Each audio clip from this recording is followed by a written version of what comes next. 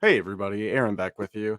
Apologize for the last couple of weeks. We have some really major stuff in the works for the center, so I've been kind of backlogged with not getting a podcast out, but I got one for you today. I really appreciate your patience. I've actually had a couple people reach out to me asking, "Hey, where have you been? What's been going on?"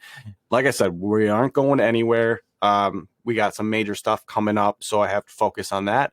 But this is always going to keep coming out, so don't worry. I'm not going anywhere. So today on the podcast, I have with me Dennis Gillen. He's the executive director of the nonprofit Half a Sorrow Foundation. It's a nonprofit that's very, very linear to what we do at the center, and it was just amazing to talk with him. He also had lost two brothers to suicide about 11 years apart, I believe it was, and the story that he has is very powerful. And for somebody that's had two remarkable tragedies like that back to back, with especially your family, he's got a very positive attitude and wants to change people for the better. So I was very honored to have him on. So that's all I have. Enjoy this one. Let's roll.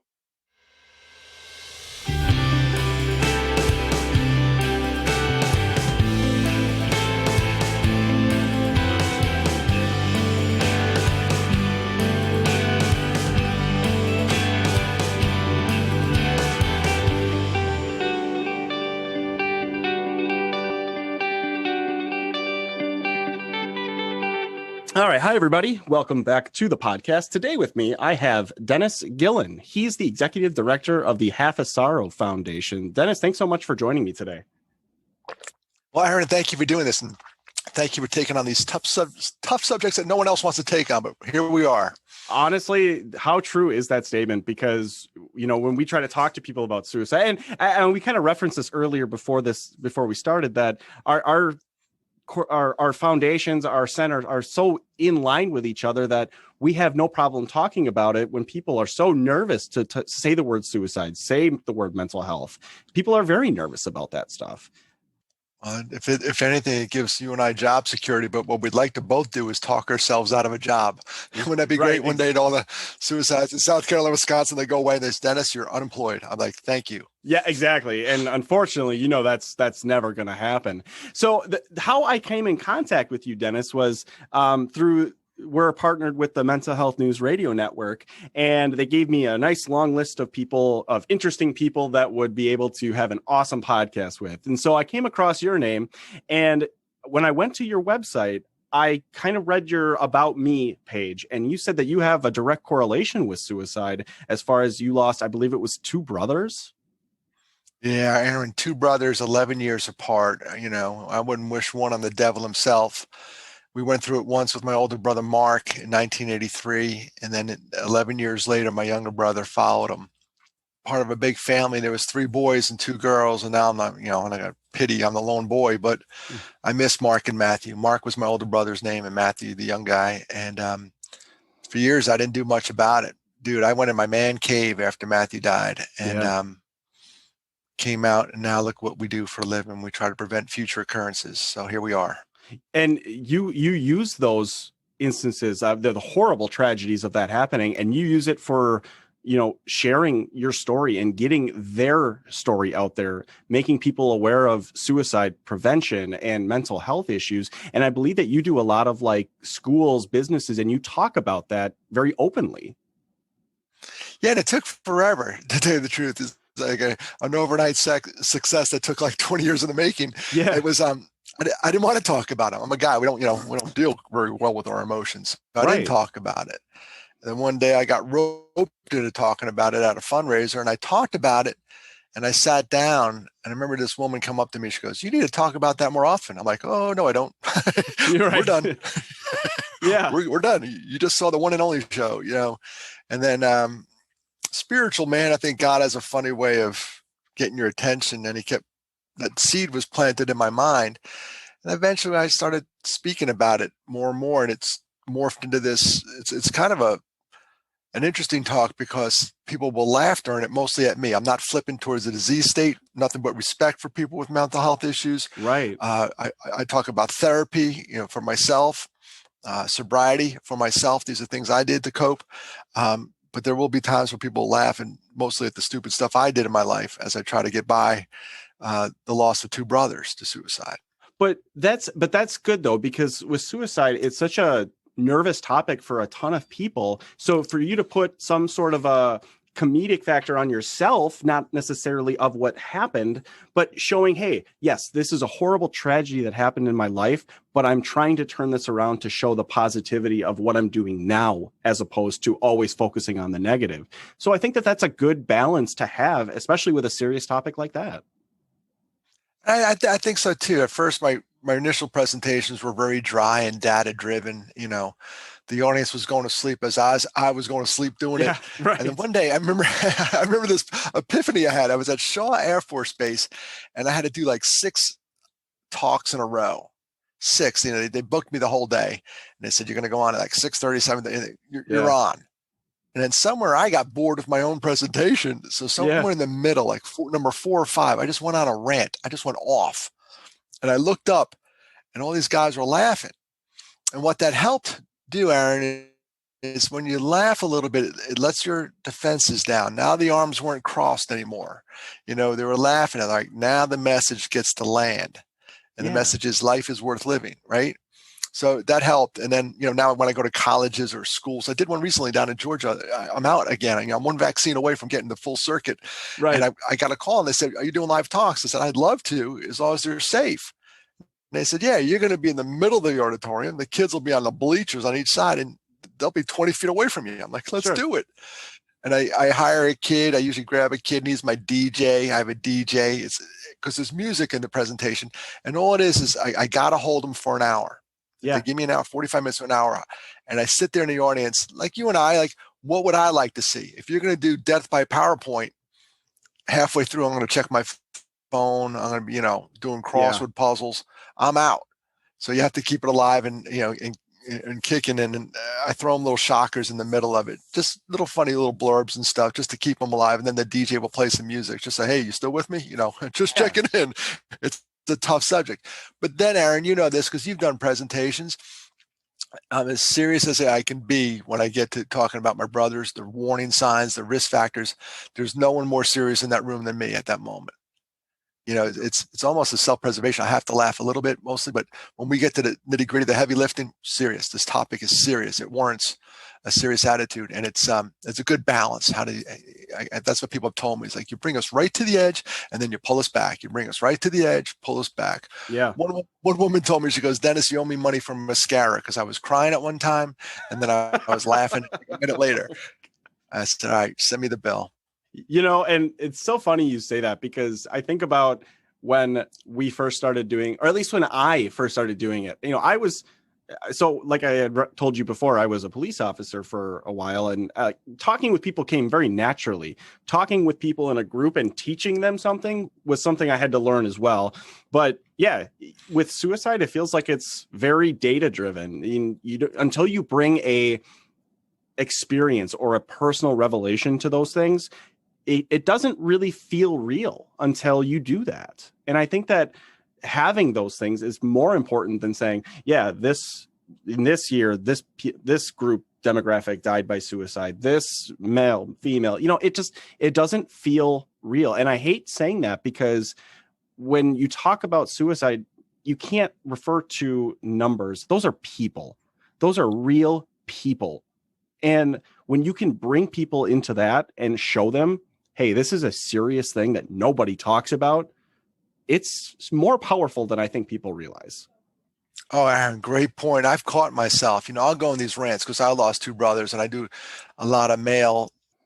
Sometimes I try to get in front of guys, because it's, you know, 78% of all completed suicides are men. 78% of all completed suicides are dudes. So 4 to 5. And I'll go into my guy rants one time, and then a guy will come up to me and goes, I lost my daughter. And all the data goes right out the window. Whoosh. Right. You know, gone. Because one is too many. I had this, you know, I go on this white male, blah, blah, blah, blah, blah. And I'm like, all right, Dennis, calm down. I run into this African-American fellow who lost his cousin who's a girl. Guess what? All that data means horse crap at this point. Exactly. Throw it out. Yeah. It's crazy, because when I talk about those stories, and when I talk about the people that I had lost when I was on the road, or the people I had to talk with the family, at that point, they're not a number. They have a name. They have people that love them. And I say the word in present tense, love them, because even though they're gone, that memory still has to keep going on. And that's why I love when people share those stories, because they have so much to share. And it's not just a widget. It is not just a number anymore. So, and that's why I love the fact that you are able to do that. You bring up a great point, Aaron. This is why you're the host and I'm the guest. You're so good at it. Because when I wasn't talking about my brothers, when I wasn't talking about Mark and Matthew, their memories were fading on me, and I wasn't honoring them. And I was just trying to put them in a little part of my brain in a little box in the back and say, stay there, because I got to do this thing called life over here. Right. And then when I started talking about them, they came back to life in my mind, my memories. My sisters talking about them, my parents were talking about them again. And all of a sudden we had this creative license to say, you know what? They lived. It's okay to share the stories, even the good ones and the bad ones. We have to remember them. And that's how they go on. The love, like you said, the love continues. Yeah. And that's how we keep them alive. I can't agree with you more. And I love that you share that power of vulnerability, because I've learned that the more vulnerable I am when I talk about my time as an officer, I talk about the really, really bad times and opening up, how amazing people respond to that and how they resonate in a way that says, okay, I can kind of open up too now. And I've kind of been on that point before. And so I think that's more powerful as a man, to be able to be vulnerable and open up about those things, because you're only allowing everybody else to do the same. And it's nice after the talk when people will come up to you, because you expressed yourself as vulnerable on stage, they feel comfortable in the room. The entire room gets safe. Hell, the speaker just told us about his 2 crappiest days in his life. You know, all right. And he's up there. I remember one time at Cornell University, I'll never forget this. I was talking about Mark and Matthew, and I changed some of the pictures in my presentation. I updated them for Matthew, and I turned around, I looked at the screen, and I forgot I changed my photos of my little brother. And it got me. On stage, 1,000 kids. I'm like, crap. And I had a moment. And you know, when you're on stage, it's like, I may have been quiet for 10 seconds, but it felt like 5 minutes. You know, It was just one of those deals. Like I just overcome with grief, and I stood there for a second. I remember going to my head going, Dennis, you're the speaker. You should be speaking. And I just couldn't talk at the moment. The grief got me again. And I remember coming back, and the kids, God bless them, they were so respectful. They were so quiet. You could have heard a pin drop in the auditorium. And I just turned around and I said, all right, I'm back. You know, sorry about that, but it happens. I just looked up. So Matthew in this little New York Rangers shirt, and it just got me. It just hit me hard. So I remember that shirt. I remember that smell. You said that was like at Cornell, like college kids? Yes, sir. And how impressionable was that probably for those kids? And I always say kids, but like for those, you know, young adults at that point. Young men. Young adults. It was really impressionable. The funny thing was, it was when you go to do a talk on a college campus about suicide prevention, it's often they have to be there. It's mandatory. You know, they would, and it's hilarious because as I'm getting done, this is a 4-part series up in Cornell, and I was the last speaker. Every week they had to come and listen to something. Right. And as I'm the sound guy's taking off the microphone, he goes, "Hey, that was really good. You had him the whole time." He goes, "I didn't want to tell you beforehand, but we've had a lot of trouble with this crowd. You know, they were just rowdy." Because, you know, you're asking these 18 to 24-year-olds, I was once one of them, to sit for an hour to talk about a subject that no one wants to talk about. And they were thank God. So what's amazing is we do, it's called resiliency training. We were trained by the FBI Academy to train first responders, but we're able to mold this resiliency training to any sort of demographic. It can be, you know, like companies, it could be firefighters, it can be, you know, just the Fortune 500 company, anything.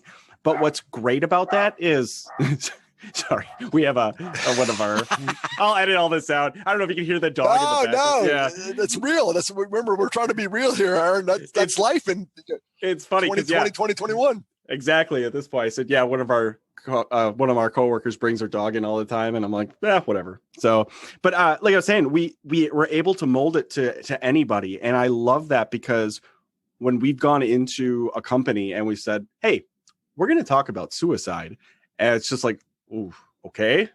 And then they get this impression of, because we talk about it, that we're this doom and gloom people, that we get this like, oh, we're going to get depressed, or we're going to get you depressed, or no, we put this amazing light on the fact of, look, this is something that we can prevent.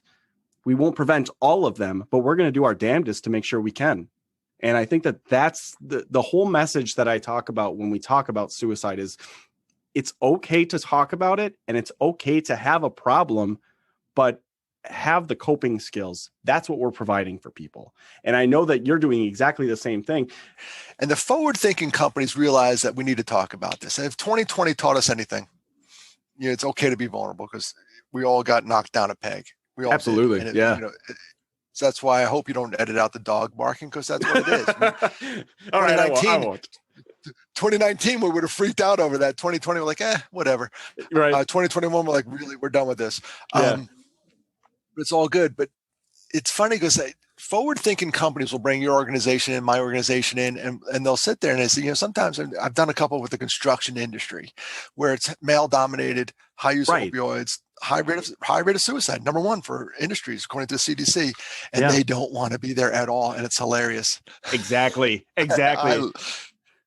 It's funny you say that. We just did a presentation for a labor union for electrical workers, and we just did it with just a couple top ranking people, and they don't really want to be there, but after we were done, they're like, oh, we have to give this to everybody. We have to talk. We got to do this. I love that. So do I. And I think that's just a great feeling. It is. I'll peek around the corner, before they introduce me, I'll look out and see all these guys in camo and their arms crossed and they're pissed off. I'm like, oh, this is going to be awesome. Right. I love it. It's funny because we're making light of that, but it's great because I think with the world has changed so much in the fact of, you're right, in 2020, things went to shit. It went south very quickly. And we had to learn how to completely revamp our lives and say, you know what? I'm scared. I don't know what this is. I'm losing loved ones. I'm losing not to suicide. I'm losing it to a disease. I'm stuck at home. I can't see my friends. How could that not be a perfect recipe for a mental health issue? How could that not be a perfect recipe for suicide? I mean, we all struggled through it. We all went through it together, but we can all come out of that together as well. And that goes to your resiliency point. I've been doing a lot of self-study, and I am not a psychologist or psychiatrist. I come right off the bat, slide number 2, boom, I'm a dude, a county major, was bopping through life and this crap happened. Never. And I always like when the pros are in the audience, like the mental health experts, I'll point them out somewhere in the presentation. So where are the counselors? And I stand up. There they are. That's who you got to go see. So right up front, I got to tell people that right away. But I do love, what you were saying there, the resiliency factor. I'm studying for my own self-preservation, this thing called post-traumatic growth. Yeah. We all know about post-traumatic stress disorder. We know it's real. Oh, it's so real. These poor guys who get it, guys and girls who get it, they can't sleep. It's really dealt them a cruel hand. But there's a smaller group that you ever give a presentation and someone tells you their story and you're sitting there going, how are you still standing? Exactly. That story, amazing. You should have been on stage, not me. Right. And it's because they've grown from it. Like if it didn't kill them, it made them stronger. And that's what I've been trying to train my brain. I have it actually on the bulletin board behind me. Yeah. The five aspects of post-traumatic growth. Like, come on, Dennis, you can do this. 2020 was a rough one. What are we going to learn from this? And that's one part of the resiliency training is post-traumatic growth. Perfect. How can you rise from what you've had that's been dealt a shitty hand? But that's the really cool thing about it, is that you get to do that. And it's funny you also say that you're not a psychologist or anything, because I'm not either. I'm a guy that has an associate's degree in criminal justice. However, and my boss puts this so perfectly, I have a PhD in life experience as far as how I've dealt with those things, how I've overcome them, and how I've probably failed a lot of times too. So degrees mean nothing in that sense. If you have a degree in the highest psychology field, fantastic. But if you don't have any life experience and nothing to really soak that in, you're not going to resonate with anybody in that audience. I guarantee it. You're going to be that, like, percent this and it feels like that, blah, blah, blah. You got to have a little life to it. You got to have something. And failure is a great teacher. Right? Oh my God. Yeah. I can tell you, I failed a lot too. So yeah. So you're really smart. There's a compliment there somewhere. Right. No, but when you're winning and on top, you don't learn much. Exactly. You don't learn much. When you fail, you learn. Experiences. I love this expression. Experience is what you get when you don't get what you wanted. You ever walk out of a meeting and go, wow, that was an experience. Yeah. What happened? We didn't get what we wanted. Right. Exactly. And it's funny you actually say that too, because it reminds me of, have you ever heard of a man named Jocko Willink? I have not. Enlighten me. He's a former, I think he's a Navy SEAL. I mean, just a tough guy, the guy that came from the military. It would be a discredit for me to say what he is, but he has every amazing qualification under the sun. But what he does is he's basically a motivational speaker. And he says, when things don't go your way, you say the word good. You say, it gives us a chance to learn. If something is bad, there's going to be some good that comes out of it, whether it's, changing your frame of reference to what it is that happened. And I think that that's a very important lesson for people, because if you change your perspective, if you change a little bit, how amazing is your post-traumatic growth going to be, as opposed to that, negative aspect of it. Spot on. Absolutely. So you are the executive director of Half a Sorrow Foundation. Tell me about that. Sure. For years, I was running around the country being DennisGillen.com. That was my original website. It's still out there. And I'm like, you know what? That's kind of self-centered. Well, I mean, you got to get your name out there somehow. Very original. Right. No one else had it, unless, there's a Dennis Gillen out there who's about to become like an axe murderer and ruin our good name. Right. There are guys out there named Homer Simpson before the Simpsons came out. Exactly. Right. Exactly. So it could happen. So I started thinking about it. People wanted to help me. And they said, hey, and some of them wanted to write checks for me to keep this thing going. I said, well, if I'm not set up for that. So finally the pandemic hit, I said, you know what? I could get set up for that. Become a 501c3. Have people donate, which they did, which is very nice. We launched in December of 2020 and people responded.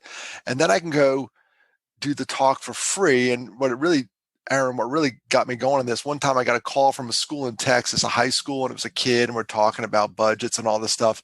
And I couldn't make it work financially to get down there. Right. They had no money. I had no money. And by the time the drive, it was out in, rural area of Texas. I'm like, man, that's 2 days, 3 days. And I had to hang up the phone. I had to say no for the first time in my life. I've given tons of free talks, tons of paid talks. The paid talks pay for the free talks. And I had to say no. And I hung up the phone and my wife goes, what's the matter? I looked at her. I said, I never said no before. I never said no. And it broke my heart. So now if that kid ever calls back, I could say, hey, foundation, I'm going to Texas. And they said, I call them back and say, what time and what do I wear? Let's do this. Right. So I've done a bunch of those. I've done a bunch of free talks. People have been contributing. It's been a wild ride, but I also think I could do more programming like you all do at your center. Diversify. It's not Dennis Gillen in this, keynote talk, which is awesome, but there's other aspects I want to get going. Some programming, some advocacy work, some storytelling and training, and that does spell past. We're trying to get past our past. See what we did there? We're marketing whiz kids. So that's what we're looking at. And I got these 3 wonderful interns from Clemson University, which is near me in Greenville, South Carolina, and we're just trying to make this thing go. And we're going to announce a program for Men's Mental Health Month. It'll be good. I want everyone to get vaccinated because it requires in-person. So we're just waiting that out. So it's your company, or your nonprofit, excuse me, is very much so in the infancy stage of it. You're really just getting off the ground, correct? Oh, dude, we launched. We pushed it kind of quick. I have a nice board of guys I grew up with, and we said, let's do it before Giving Tuesday was in December, and we're like in November going, really? 4 months, 4 weeks. But we always had the name. I always had this name. The Half a Sorrow Foundation is based on a Swedish proverb, and it goes like this, and it speaks to everything you and I do. A shared joy is a double joy. A shared sorrow is half a sorrow. Tell your sorrow. I really like that. Oh, it's awesome. When I heard that, I was in the car one day. I'm like, why did it take me 50 freaking years to hear that? How crazy is it? It takes like one thing to like just, oh my God, it changed my life. Just a saying or something, similar like that. I'm Googling that. It's like been around since the beginning of time. I'm like, son of a gun. Why did I just hear that? So the first part of that is, I want to go to the last part, the half a sorrow, but the shared joy is a double joy. Everybody on their Instagram or Facebook, everything's great. Look at my cheeseburger. That's not real life. That's everybody on their best day. That's everybody on their best day. What I really want to talk about is, the sorrow part, and back to what we talked about earlier when you shared the sorrow. When I finally started talking about my brothers, I was vulnerable, and through my vulnerability came this incredible strength. And what also came was this amazing people that had been through something similar or close to it or just another trauma, and they started sharing with me. And then we got real. Then life got real, and my friends got real, and everyone got real, and it was really cool. And that's the thing too. I mean, and I really mean that. When we've given talks to people that I would never have expected to open up to me emotionally, when I tell my story or I tell, saying, yeah, this hurts. It's sad. Those sorrows and those horrible instances really can make somebody feel very secure to say what they need to say too. And it's just this growth that I wish people would realize that you don't have to be this testosterone macho man 24/7. You just don't. And it's okay to fail, and it's okay to be vulnerable. And that's why I love when you say you can share your sorrow with people, because there is power in that. And I'll say that to the day I die. There is power in sharing. Huge power. There really is. And you look at your wife and you say, I don't have this. I don't have it. You're a guy. You're supposed to have everything. So this one I don't have. I'm going to go see my therapist. I don't have this. God bless my wife. Yeah, because that's... And you brought up another good point, Aaron. You taught me another expression. I try to surround myself with good quotes. You said failure, you failed, you failed. Failure is an event, not a person. Right. Don't ever look at a person, oh, that guy's a failure. No, he failed at a lot of things. He's a heck of a lot smarter. Yep. But it's an event, not a person. That is, yes, exactly. And I think when I always look at it this way, you can have a glass of water and it's contained in a cup. Totally normal. You take that food coloring, or you take some food coloring, that's that negative event, and you drop it into that cup. It's going to spread throughout it. It's going to. It's still a cup of water. It's just got something that's changing it. However, you can't let yourself define that. You can't be this, everything is going to be bad because of one event, as you said. And that's where it's important to share those things and to say, look, change your perspective about what you're doing, because it's not your whole life. You're going to come out of this in the end as a better person, or with some at least knowledge in that sense. That's it. And then I think I have the benefit of age, but life isn't all Skittles and unicorns, kids. It's not. No, it's not. Don't you dare believe all those influencers on Instagram that, they're out jet skiing in Maui and next week they'll be in Greece. They can go pound sand, as far as I'm concerned. That's not real life. It's not. And yeah, I mean, you could share the best parts of your life and nobody's ever going to share the negative parts. But when you do, that's when stiff shit gets real. It does. It does. It really does. It's simple. And people will rally, and everybody's recovering from something. Let's be honest. When I say that, and I can see that when I was live, people would start nodding their heads, and everybody loves a good comeback. So I tell people, start writing your comeback today. Everybody loves one. We all love a good comeback. When someone was down here and now they're here, it's a classic hero's arc of every movie. This guy started here, some crap happened, now he's back here. Right. Like, hey, we love it. We stand up and we clap. I like that. Write your comeback. I think that's a fantastic message. I love that. I've never thought about that, but that's a really cool message. Well, I don't think you know this, Aaron, but I'm a motivational speaker heard by dozens. but that's again, like just talking with you for the last half hour, I feel like you bring this vibrance to this topic. That's a horrible topic, to mental health, which a lot of people don't want to talk about, but you bring this very personable, very vibrant life to it. And I think that that's what people need. We need more advocates like that. And I'm glad that you are doing what you're doing. I really, really am. One more vaccine, kids. I'll be back out there. March 16th, I get Moderna number 2. That's funny because tomorrow I'm getting my first one. So we'll see. We'll see how that goes. Yeah. And I'm ready. I'm done with the whole, virtual thing as much as it has been. But I mean, I got to say the bright side, I'm going to use my own words here. The good thing about 2020 was I have learned to do my podcast with so many other people through this platform. And I've got to meet so many people because of that. And I think that that's the highlight of my 2020 was getting to meet so many fantastic people and talk to them and really share their message and have a platform for you to share your message. I love that. That brought us together. I thought you were going to say there, I got to meet so many fantastic people and Dennis Gillen. I think I can classify you into the so close. One question to every single guest that I have, and I feel like it's a very important one because I say you can take this any way you want, and I've had answers all across the board, but I love just putting it on you and you answer how you want. What's your advice for anybody that's ever been in your position or has resonated with something that you've said today on the podcast? All right. My advice for anyone who's been in my position, and I was in my position, and I held it in way too long. It wasn't probably till 83, 94, 16, 17 years before I uttered the words, Matt and Mark died by suicide in public.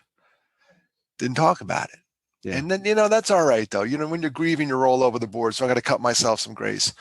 But I would just say if you want to heal, I would speed that process up a little bit and tell a therapist, get it off your chest. Do not keep it inside. If you swallow your problems, your stomach keeps score. I'm sure I lashed out in other unhealthy ways because I was keeping this thing bottled up inside me. It will come out in unhealthy ways. Yeah. As a younger man, I was known to have a little bit of a temper. Was it my temper, or was I just thinking about Matt and Mark at the time you asked me a question that I should have known the answer to, and I just blew up? Yeah. So I would say that's the advice I give. Take your time, but I would speed up the process of sharing your sorrow. I couldn't agree with you more. And you said something that I want to highlight because my boss tells me this on, I would say, a weekly basis. When I have what I think is a struggle, or I have 2 very small children at home and I'm feeling defeated and I'm just I can't get them to sleep. I can't do this. She says, give yourself some grace. And I love when people say that because it's the truth. When you give yourself that feeling, you're able to say, look, I'm human. I can't be Superman 24/7. That's it. Who's the toughest critic in your life? You are. Absolutely. Who's the toughest critic in my life? I am. And we need to treat ourselves like your kids. You mentioned your 2 kids. If your kid fell down, you'd pick them up and kiss the boo-boo and all that stuff. Why don't we do that with ourselves when we fall down in life? Why don't we pick ourselves up and kiss our boo-boos and go, all right, Dennis, you got this. You can do it. You're better than this. Come on, and pat myself in the ass and say, go get him, champ. Instead I go, you're such an idiot. How can you believe you did that? Right. I said it'd be very interesting if I did that and patted myself on the ass and said, you got it, Aaron. You're good. But I want you to start doing that around the office. I will. I'll see how that goes. You come out of a meeting, everyone's sitting there and just pat yourself on the ass and go, come on, Aaron, go get him. Right. I love that. I do. So, Dennis, if people want to book you, if they want to learn more about Half a Sorrow Foundation, how do they do that? And how do they get in contact with you? Sure. We mentioned earlier, I have 2 websites. I'm morphing from DennisGillen.com, which is still out there. I do like that website. We built it. Dennis Gillen. I'm morphing over to halfasorrow.org. So there's the 2 websites, DennisGillen.com or halfasorrow.org. You send me an email, dennis@halfasorrow.org. Just say DENNIS at halfasorrow.org. I'll answer it. It's just me right now until I get big and famous. Then I won't answer it. I'll have my people do it. I know. That's what I always say on the podcast is, I'll answer your emails because there's nobody else. It's just me. Exactly. Who else is going to do it? what I'll do is in the show notes below for anybody that's listening, check it out. I'll link it there in the show notes. And like I said, Dennis, I think you are doing the work that needs to be done. And I'm glad that from a very tragic 2 events in your life that you are flourishing to make it better for the people that maybe are thinking about it or that are dealing with those issues. And I think you're really shedding some light in a very dark spot. Well, I think it stems from this little poem I read too. I'm going to recite it for you. Sure. I walked a mile with pleasure. She chatted all the way, but left me none the wiser for all she had to say. I walked a mile with sorrow, and ne'er a word said she, but oh, the things I learned when sorrow walked with me. Whoa. Right. That's deep. I can't express to you enough that I love how linear our organizations are. And I'm so happy that I get to find like-minded people like this that really want to help for the greater good. So Dennis, please keep doing the work that you're doing. And like I said, thank you so much again for coming on the podcast today and sharing your wisdom and knowledge. Aaron, thanks for having me. If I ever get to Wisconsin, I'm going to give you a big bear hug. And if you ever get to South Carolina, you do the same, all right? You got it, man. Dennis, thanks again for coming on.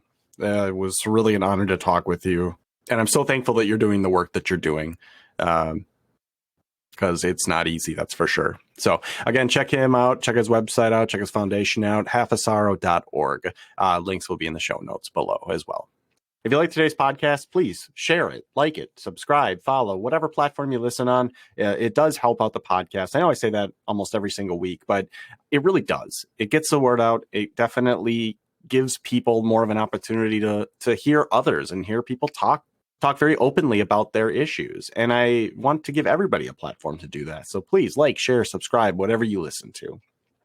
Check out our social pages. You can check out our website, www.centerforsuicideawareness.org, or you can check us out on any of our other social pages, Facebook, Twitter, Instagram, Discord, Twitch. We are all at Center for Suicide Awareness in Kaukauna, Wisconsin.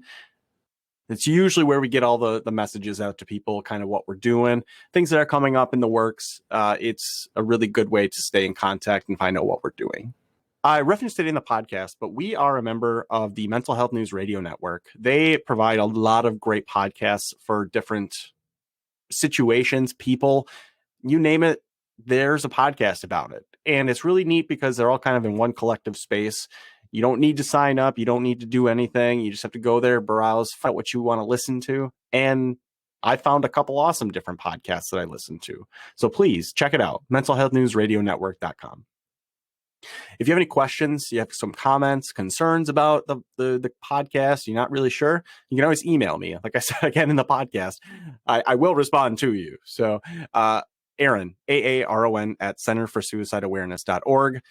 Please feel free to message me with anything. I will definitely get back to you. I want to talk to you. I want to see what's going on. Or I'm always available to answer questions as needed. We have the Hopeline, which is a text-based emotional support service. And I've said from day one that this is something that's needed more than ever. And I can't express to you how important that actually is. With everything that's happened in 2020 into 2021, there's a certain kind of unrest, a certain kind of uneasy feeling that we've all had. And it's hard. I don't know what other way to describe it, but it's not easy. And we all need some help sometimes. And me personally, I know that I've needed it as well, because we went through a pandemic and we're still going through it. None of us expected this. So we can at least do our part by providing something for you. So what is Hopeline? It's a free text-based emotional support service that is offered free of charge from the Center for Suicide Awareness. All you would have to do is take out your cell phone or browser, whatever has messaging capability, and type in Hopeline to 741-741, and you'll be connected to one of our trained counselors free of charge to just talk about any issue. It could be anything. It could be a breakup. It could be anxiety. It could be financial issues. It could be just, we're here to provide that for you. It's free of charge. It's confidential. It's very reliable. So again, you can text Hopeline to 741-741. Week in and week out, I try to get these out to you. And, again, I apologize that I haven't been getting them out as frequently as possible.